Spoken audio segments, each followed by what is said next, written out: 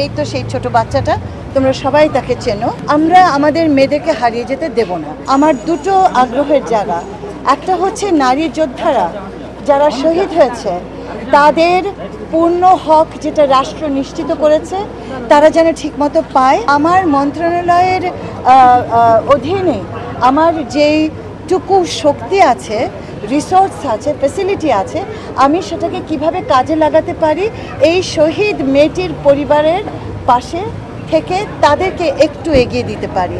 তার 3টে ছোট ভাই আছে, মা বাচ্চাটার দায়িত্ব নিয়েছে, বোন আছে, বোনের পরিবারটা আছে। এই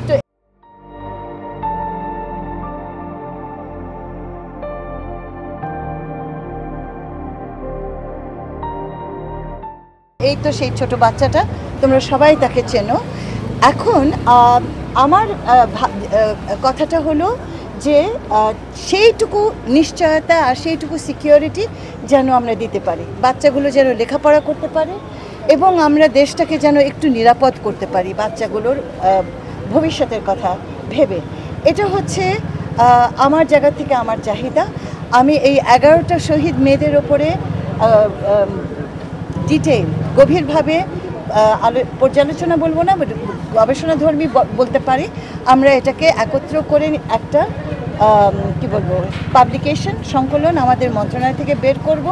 আমরা আমাদের মেয়েদেরকে হারিয়ে যেতে দেব না, এই কথাটা বারবার বলছি কারণ মেয়েরা অনেক বীরত্বে গাথা তাদের আছে, কিন্তু সেই কাহিনীগুলোর সামনে আসে না। তো আমি মনে করছি আমার দায়িত্ব হচ্ছে এটাকে বাঁচিয়ে রাখা।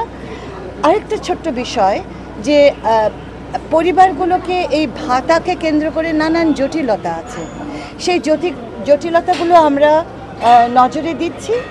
রাষ্ট্রের একটা, সরকারের একটা খুব পরিষ্কার জায়গা আছে, ভাবনা আছে, এবং সেই জায়গাটাতে আমরা কোনো শহীদের শিশু তাকে প্রাধান্য দিতে চাই। তার অভিভাবক যে তাকে যত্ন নিয়ে বড় করবে তাকে আমরা মাথায় রাখতে চাই, এবং তার পরিজনদেরকে যারা হকদার তাদেরকেও আমরা ভুলতে চাই না।